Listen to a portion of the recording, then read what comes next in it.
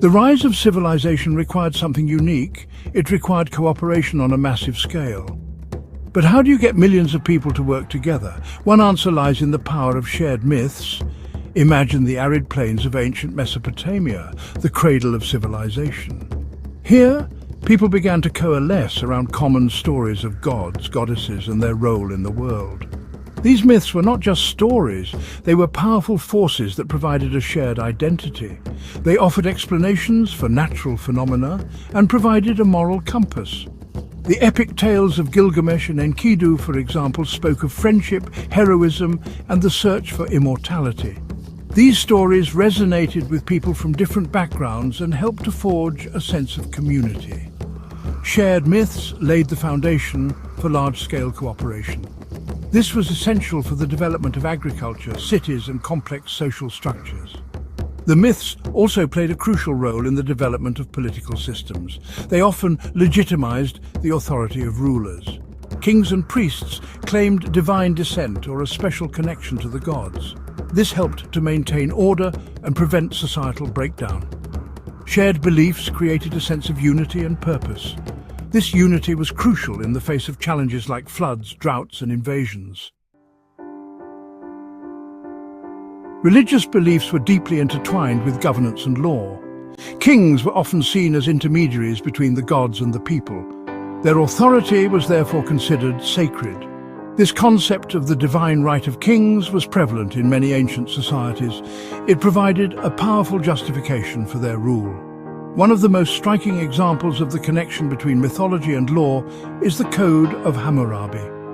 This ancient Babylonian legal text is inscribed on a towering stele. At the top is an image of Hammurabi receiving the law from Shamash, the god of justice.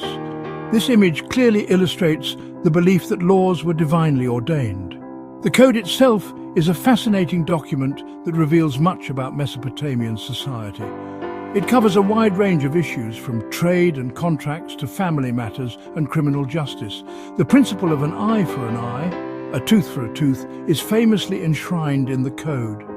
This reflects a strong emphasis on retribution and maintaining order. The Code of Hammurabi had a profound impact on the development of law. It established the idea that laws should be written down and accessible to all. This helped to ensure a degree of fairness and consistency in the application of justice. The Persian Empire under Cyrus the Great and his successors was a remarkable feat of administration. It spanned vast territories and encompassed a multitude of cultures and languages. Unlike previous empires that relied on brute force, the Persians adopted a more enlightened approach. Cyrus understood that diversity could be a strength, not a weakness. He allowed conquered peoples to retain their customs, religions, and local leaders.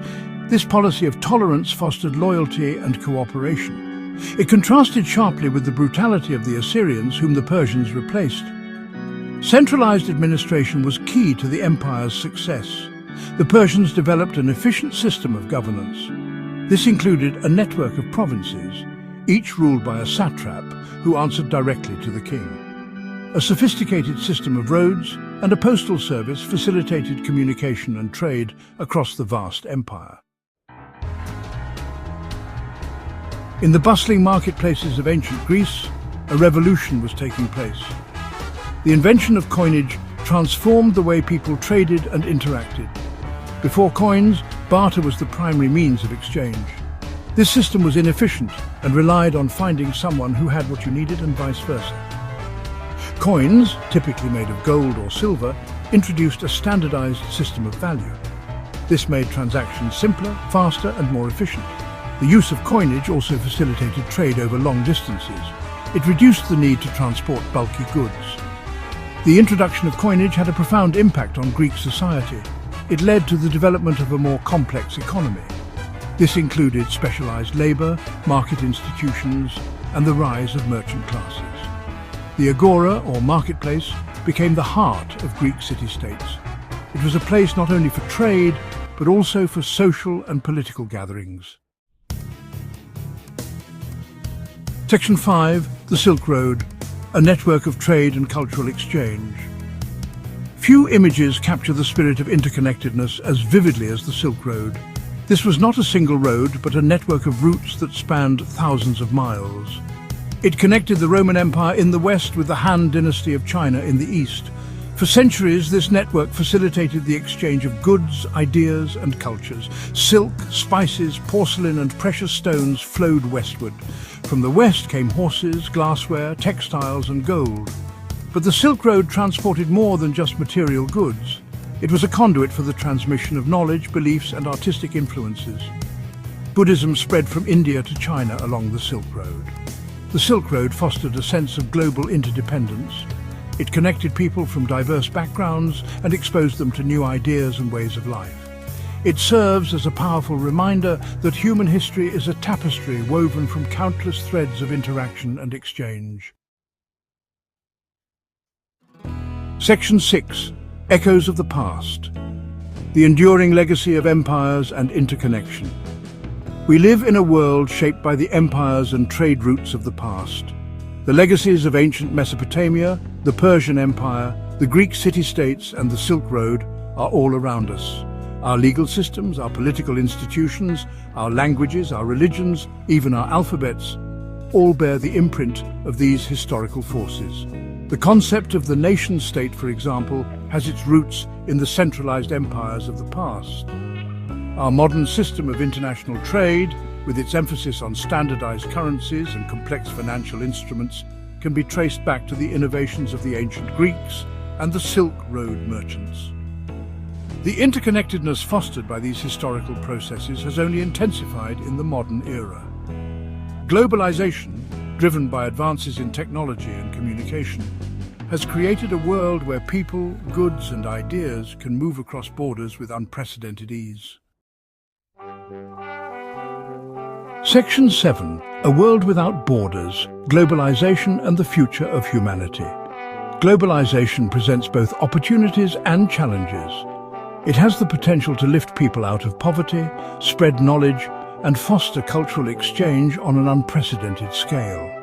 However, it also brings with it the risks of economic inequality, cultural homogenization, and the erosion of national sovereignty. The question of how to manage the forces of globalization is one of the defining challenges of our time. Will we move towards a more interconnected and cooperative world order? Or will we retreat into nationalism and isolationism? The answer, in part, lies in our ability to learn from the past. The successes and failures of empires and trade networks offer valuable lessons. We can learn from the Persian Empire's embrace of diversity. We can be inspired by the Silk Road spirit of exchange and cooperation. Section 8. Conclusion. The unifying force of shared narratives. From the earliest myths that bound together the people of ancient Mesopotamia to the global networks of trade and communication that define our modern world, the human story is one of increasing interconnectedness. Shared myths, empires, and money have all played a crucial role in this process. They have provided the frameworks for cooperation, facilitated exchange, and shaped our understanding of the world. As we navigate the complexities of the 21st century, it is more important than ever to remember our shared history and the forces that have brought us together. By understanding the past, we can better shape a future where the unifying forces of cooperation and understanding prevail.